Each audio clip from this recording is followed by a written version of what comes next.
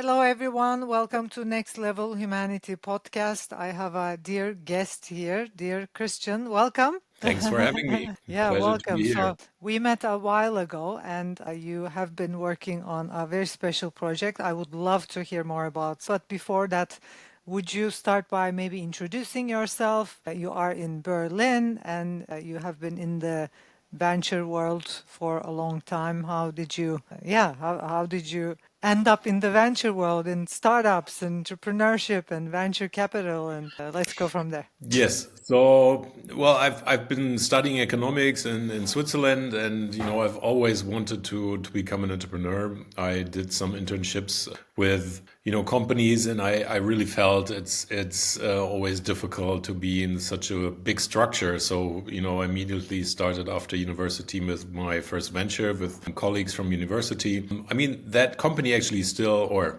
at least the follow-on agency that became that company that we first started exists today, and it's run by one of my colleagues that we started with. And I started a company called WebTrack in 2004, I guess. I brought it up to 150 employees and 12, 13 million revenue. Sold it in 2018, and since then had a couple of other ventures in between. I started a beeswax wrap company with my wife that was interesting. That is like an alternative for plastic cling foil and made out of organic cotton and beeswax. And it actually got prohibited in Germany because it's of Wow. beeswax. Yeah, the smell of beeswax is not allowed to Ah, be connected to food.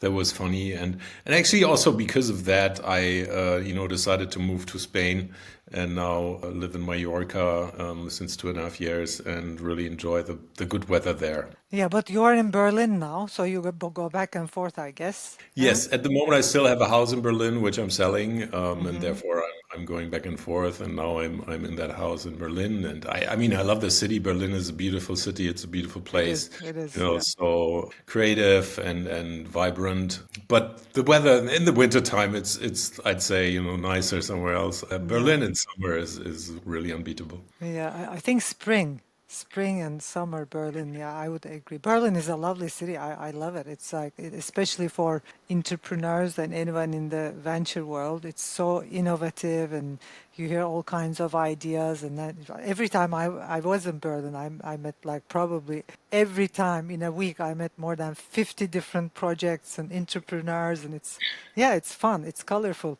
And deciding to live in Mallorca is a big decision, I guess, for you. True. I think Berlin is a great city. Like after, from 20 to 50, I think it's the best city ever because, you're young and you can use all of the advantages the city gives you. When you have like kids and puberty and you're yourself getting a little older, then I think it's also fine to move somewhere else. But yeah, I definitely loved it here and loved the vibrant startup city of it, and cool people, lots of artists, lots of creative projects. I mean, Yeah, it's color, really beautiful. colorful. Yeah, very Yeah, colorful. it's very I colorful, would say. exactly. And Although I live in London, London is also like an art city, and there's something going on all the time. It's like, I think, different vibe, different. oh yeah, I'm after 3 days in London, I was like shaking. It's like really, it's like even level up in terms of the number of people and everything on the wrong side. This is like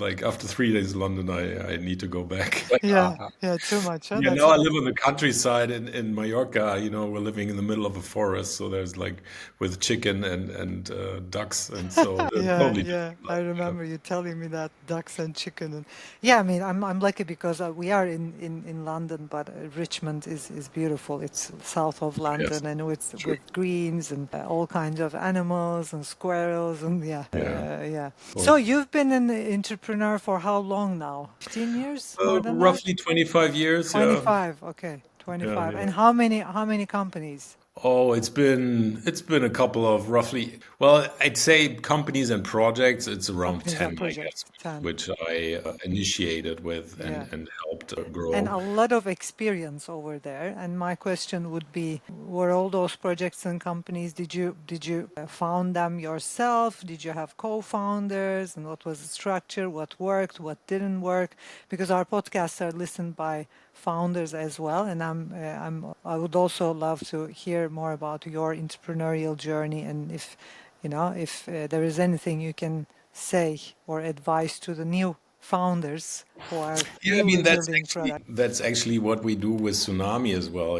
After selling the digital analytics company WebTrack, I was thinking of what's next. I cannot just sit there and do nothing. That's too boring. So, and I thought about, what could be a project where, I also have, show interest and where I really want to invest time. And in my opinion, the world is at an interesting place. We're really very well connected. I mean, everybody can talk to anybody in the world. Most people speak English now, and so it's easy to start remote projects with people that sit, in another country. But this concept of remote companies is not yet really developed. Although I believe, after sitting in an office and being hit by COVID with 50 people in your development team, I was like, oh my God, this is not going to work. And the interesting piece is we always had like 300 open issues in our software because there's always like demands from customers, there's, demands, there's bugs, there's support tasks and so on. So we never really came down from these 300 open issues in our big software.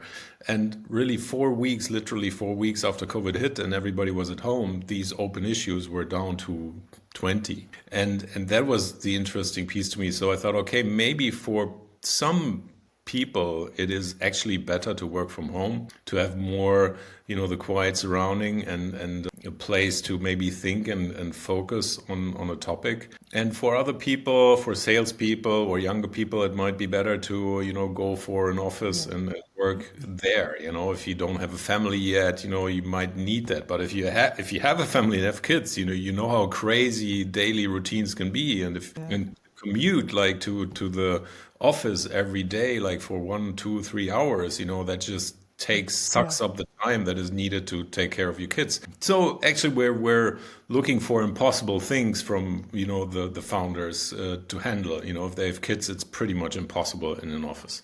So I thought, why not support remote founders? Like that we can connect people across borders because we now supported projects with founders from India, Indonesia, connected to people in Germany or in Spain or in France, and also the US. And I think, for example, there's a lot of technical talent in India, which, we are looking for. We're looking for yeah, technical yeah, people. And in the US, they have a lot of great salespeople, and in Germany, we don't. So, I mean, it's interesting how you can also use the strengths of, each country a little bit better.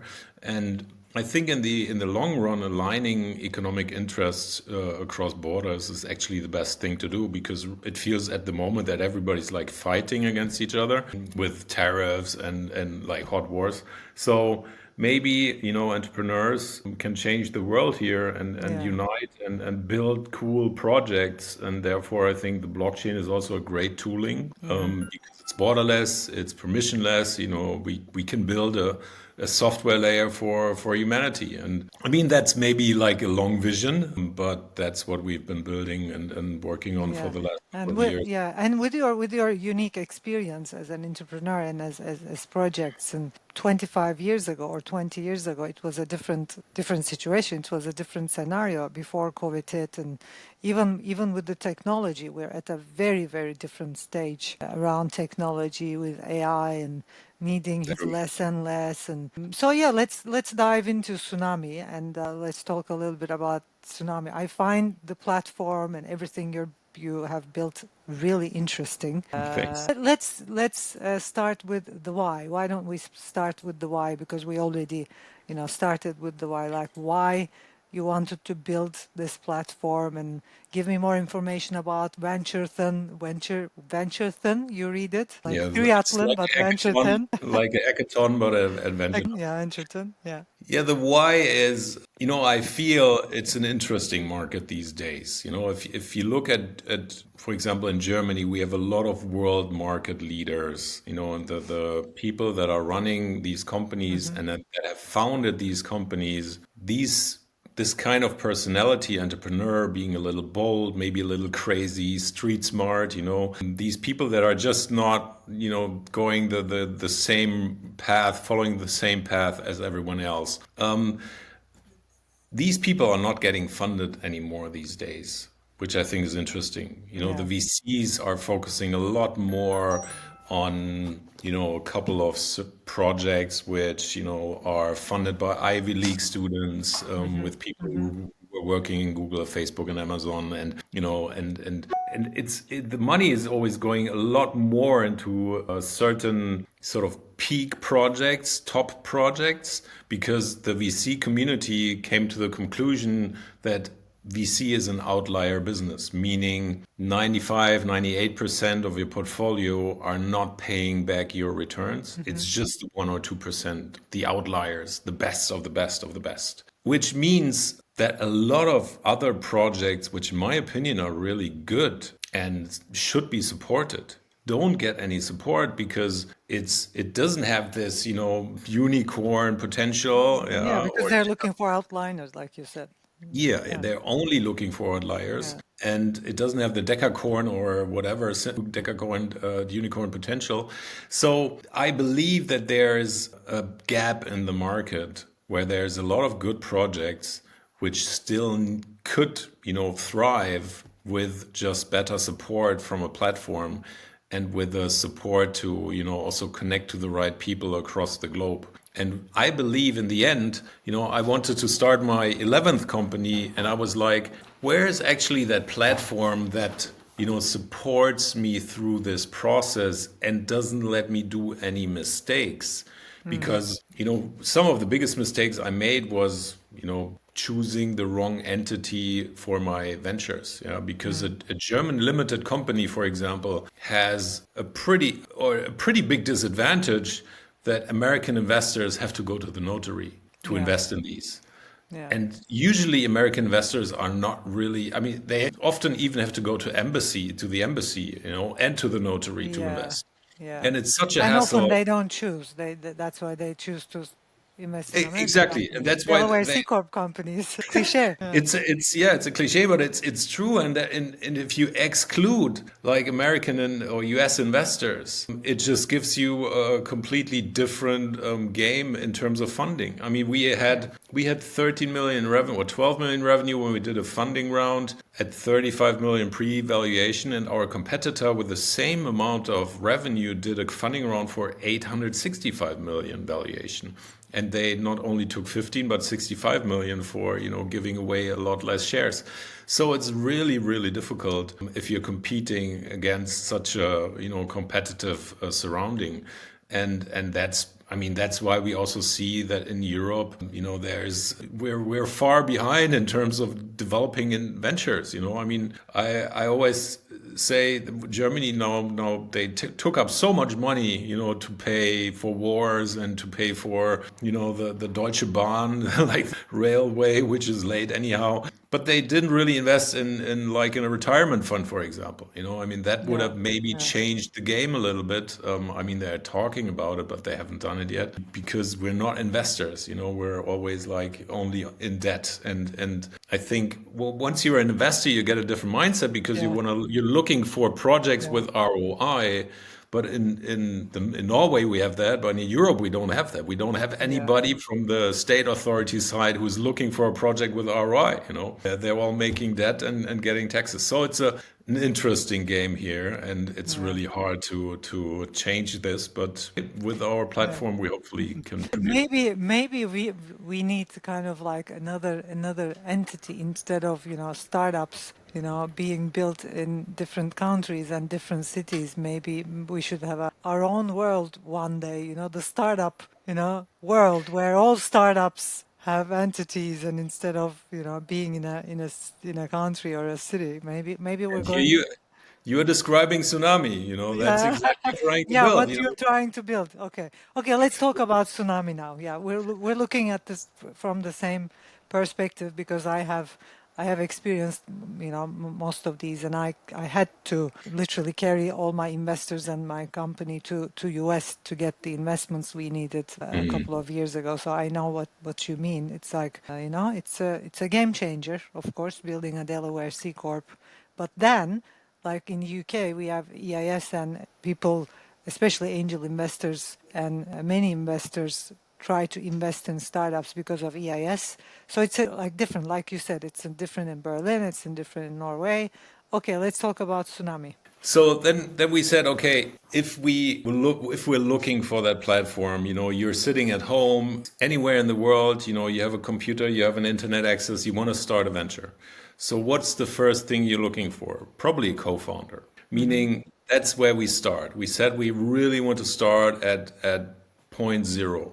Look Hmm. for a co-founder. And then there is a process after that. There is theoretically a best process to start a venture, in my opinion. Not a lot of people believe that, in the VC world. Everybody in VC believes, like that is a creative process and everybody's going to be different. In my opinion, there is a process behind that, at least for, finding the right advisors, for example, getting the right AI tools connected, and incorporation and funding. Yeah. And what we say is ideally first get the team together, the best Yes. team you can Yeah. you can have, and therefore talk to as many people as possible. We, for example, organize speed networking events on AirMeet, where you can meet a lot of people in a short amount of time. That's the first thing. And the next step is, describe your project, agree on a project, make a pitch deck, a business plan, these little things. And then finding product market fit is the hardest thing to do for, Yeah. most of these Yeah. teams. Yeah. And already the idea is often, difficult and not as sophisticated as it should be. So obviously we see on a platform, and we have 12,000 founders and 2,000 projects on the platform. We see that the level of sophistication in the average project is not good enough. Mm. And that's a little bit the difficulty of the whole concept that we're building, like offering something for everyone, is the adverse selection issue that you get with having a platform that is permissionless, which we always want to be Yeah. and want to have. But we are, not catering, or have in the past not catered for the best founders, and now we're going to do that. I'm going to tell you later how. But the best founders, obviously, in a venture town always said, okay, we're looking here at another couple of hundred founders, but I'm better, I'm Ivy League, I'm whatever. I have been funded before, so I don't need all this. And I think that is something that was our biggest challenge in the last year, and we're at the moment tackling with, in my opinion, a pretty interesting concept. But the idea is really that we're helping founders from ideation to funding. We're delaying With the incorporation, team, building the team, the cooperation, finding the co-founder, and yeah, that's connecting great. ideally unicorn advisors to a Hmm. team, to the best teams. We want seasoned entrepreneurs who have had exits before and want to give them the advice. Delaying incorporation, that is important, yeah, Hmm. because as we just said, taking the wrong decision on where to Yeah. incorporate Yeah. can really, 10 years later be a problem for you. And Yeah. that's Yeah. the issue that we're trying to tell founders, don't decide too early because you live in Romania, and you need to make a corporation there. It might be the wrong decision, and Yeah. at the moment Yeah. we usually tend to Delaware C Corps or Hmm. Switzerland or Dubai or Singapore, but we're open. We don't tell anybody don't go there or so, but we usually, recommend places where the funding opportunity is better and not only the regulatory framework. And often there are places where both regulatory framework and Yeah. funding opportunity Yeah. is better, as some of these authorities just have understood what entrepreneurs need. And that's the process, that's what we're focusing on Yeah. at the moment. And for next year, we're also planning to raise a fund to, help these ventures Yeah. at an Yeah. early stage. Yeah.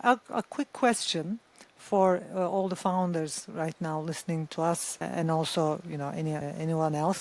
So with the journey of the founder, in my experience, I believe it would be much wiser to, like you said, to take some time before even you build a company, before you build the product, and get as much mentoring as possible. And it can be mentoring from ex startup founders, it can be mentoring from VCs, investors, it can be mentoring from people who know the market better than you do, about whatever you want to build.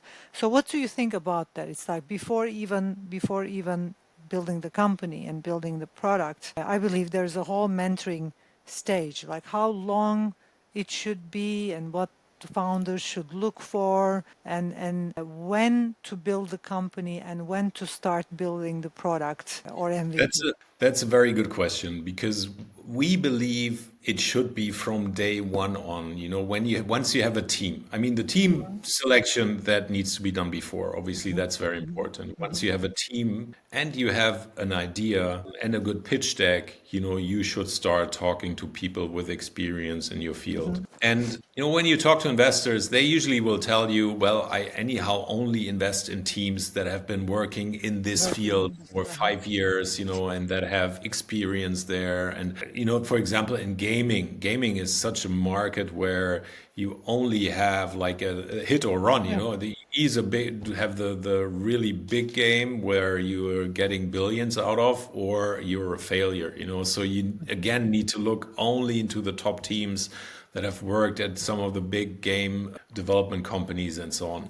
So I believe it is really important that early you talk to advisors and mentors very early. Yeah, very Because a early. good idea, I mean, we all know execution is 95%, Yeah, but and the idea is only five, but starting with a bad idea is still the yeah, worst place to come from, yeah, that doesn't get yeah. you anywhere. I fully agree. I mean, I think we sometimes, because founders get too excited, I think, on their ideas, and without even doing a proper market research, we tend to, you know, because of personal experience, we tend to think, okay, there must be a market because this is such a big problem, and I see the problem.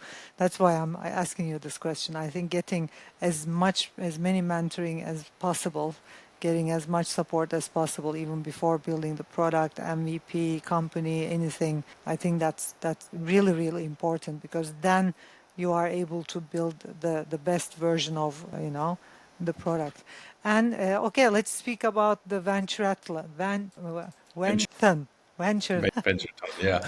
So the Venture-ton every 4 months, or let's start different. It's such a cool name, by the way. Yeah, actually, Duncan came up with it, one of our co-founders. We said we have this platform, so if like every day, like 10 people sign up, then it might be difficult to connect these properly, and Yeah, have like speed networking events, if it's like an ongoing process. Although this ongoing process is still great for the platform, we said, okay, every 4 months we try to connect the teams a little better, and the many people many founders who are looking for co-founders can join the Venture-ton. It's a 10-day period.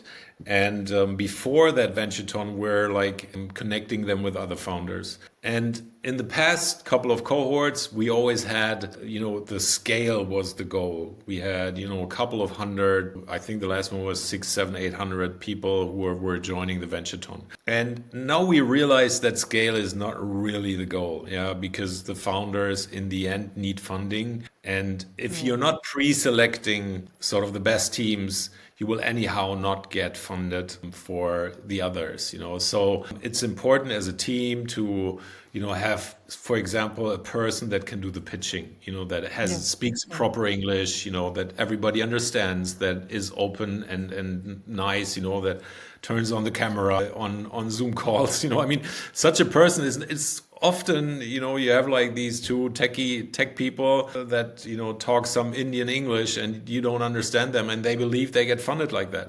And so we say a Venture-ton is really now application only. The team needs to be complete, at least two people. and then it's 10 days of building and connecting with unicorn founders and founders with exits. Hmm. And that's the process for us now. The next VentureTon starts February 23rd. People can sign up now, and we connect them with unicorn founders and founders with exits to see whether their venture, their project has potential. And whenever there's a connection made and they can win the VentureTon and get a little prize after 10 days in our tokens, then we invite them to stay in a cohort for another 3 months where we Hmm. train them on product, marketing, pitching, business plan, and so on. And at the end, there's an investor demo day for the Yeah, best I'm ventures. I'm literally looking at the platform right now, which I Oh, find that the most amazing is the SNI token ecosystem you created. I think that's just brilliant. yes, I mean, it's a challenge these days to launch a Sure, token, to be sure. honest. But I think we're testing the waters at the moment, and the token Hmm. is live, and is going up and down a little bit, but all with little volume, so it doesn't really say anything at the Yeah, moment. yeah, But the idea is really to get 2% in each of these ventures who join the platform, get all the support, and whenever there's an exit, we take the money and reinvest it into the token. yeah. That's the whole That's idea. the whole idea. So it will probably need another 2 or 3 years until we get our first Yeah, exits. As in yeah, venture, this always takes a yeah, little time. But we have 15 investments roughly, and they're developing well. We have like Rethink Finance. They have already 10 million TVL. Audit One, they're doing a couple 100K in revenue already and are cash flow positive. So I mean, there's a couple of good ventures in our portfolio which will at some point give us the returns. And yeah, it's definitely a funny journey. yeah. Let's call out to anyone who is in the venture world, either, founders or investors, like you have on the system, lawyers and technology partners and builders, accelerators to get on board with Tsunami, which we're also thinking of as an FCAP. We Yeah, would love to do that, yes, yeah, because but the thing is for us, if you look at the platform itself, it is really hard to identify the best founders. That yeah. was sort of always the hardest thing. And what we came up with now I is mean, that's a global problem, Chris. it is yes, it is true. The investment world. In the investment world, I mean, it's like finding the founders, finding the next big idea. That's the whole digging and, But it's funny that if you look at VCs, they're investing in revolutionizing the world all the time. But if you think of a VC saying, well, the VC world will be revolutionized at some point, everybody says, no, this is not going to happen. It's like too difficult and like you got to be close to it. It's like so much humanity in there, it's like you yeah, got to be close here and there. And I still believe maybe it's not the one VC that rules them all, but if we come up with a platform that is good for the founders and that can unite the demand for the founders, that I think will be a really interesting place to come from. Because what we're yeah, doing now is we're partnering with OpenAI and they're giving our teams credits, 2,500 credits, for the new teams. But what we're doing now is we're calculating the investment probability per project on our platform,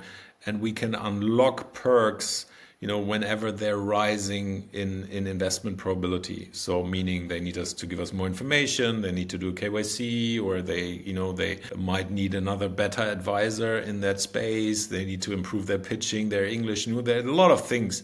yeah. And then they get perks, they get Amazon credits, 125K, we can unlock them, they get OpenAI credits, they get credits to Notion and so on. And I think in that logic, we hope to really identify the best teams climbing the ladder easily. Yeah.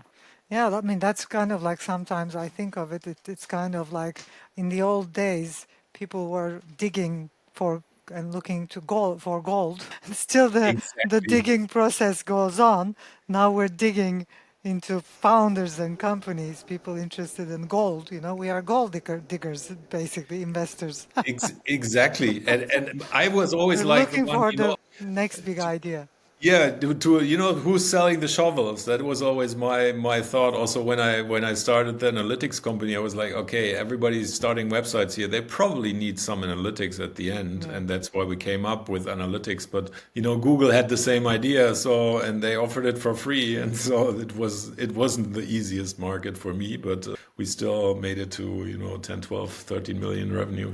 Yeah. Yeah, lovely. Thank you, Chris. It was a lovely conversation. And my last question would be a more esoteric or maybe a philosophical question, which is what would you say to yourself if you were able to get back 25 years back when you first decided to become an entrepreneur? Your Chris today, what would Chris today would like to tell to Chris 25 years ago? It's a very interesting question. No, I think when you start, you think it's a lot easier and that you're a lot smarter than everybody else, and then you realize, when then everything starts to get more difficult and more difficult, and I think, being a successful entrepreneur is a lot about small decisions. Entrepreneurs always have to predict a little bit whether a decision is going to improve the whole company or not. Yeah, for example, like loyalty and performance is an interesting one. If you're always loyal to your people and you don't look at the performance, at some point it will crack your business. Yeah, Yeah, and I think it's maybe a hard one, but you have to be unpredictable as an entrepreneur. That's a little bit, unpredictable. Yeah. as a leader, predictability is not always good for you. If you're predictable from your surrounding, people will not trust you. If you stay a little bit unpredictable, it's a lot easier for you to move through. Maybe the shallow water is always easy, like it's always hard when something goes down, or in a company where everything rises 20%, everybody's happy. At the moment where you're not growing anymore, all of a sudden everything starts falling apart. And I think for these moments you got to be prepared, and you also have to know that being a founder with 5 people and 50 and 100 and 200 and 500, these are Yes. totally different people usually. With Yeah. 500 people, it's not a founder type anymore. It's running Yeah. a bigger Sea level. company. Yeah. Yeah, exactly. That's a C level, and you need totally different personality Yeah. types. You need consistency, and you cannot say two things, different. And as a founder, you have to pivot pretty much every 3 weeks. With like 3 people, you can do that. And so there's probably not one thing I would have a smaller story to tell my smaller ego as a founder. Yeah. Yeah. So it's a great advice, by the way, for all the new founders, and I think it's being unpredictable is amazing. Yeah, it's the first time I'm hearing such a thing. That's amazing. Yeah, I had Yeah. that, and I put in my company sometimes loyalty over performance, and it doesn't help. Yeah, it Yeah. doesn't help. Yeah, So exactly. as a founder, you're the final responsible person. Yeah. Also, sometimes you think, well, I'm getting like 10, 20 million from investors, they're super smart. They don't have no clue about They your, have no they clue. don't. No. They are good They depend lawyers. on you. Yeah, exactly. They depend on the founder, and you're even more important now, and they want to see you take the hard decisions. They want to they bet on you, and you cannot think, oh, they are so smart, they have so much money, they're gonna move us in the right direction. And that's not gonna happen. So it's always back to the CEO, and the CEO has to take the hard decisions. And yeah, if they're too predictable, it's not gonna help. Yeah. Thank you. Lovely. It's great to Thank see you. you. And thank you for this lovely conversation. I learned a lot. I'm sure Wonderful. anyone listening as well learned a lot. So we'll meet in Tsunami then. I'd yeah, love to have another chat. Thanks for having Yeah. me, and Yeah. it was really nice meeting you at Web Summit in Lisbon. Same here. Thanks to all of our listeners and anybody who's watching us on YouTube. See you in the next episode. Bye for now.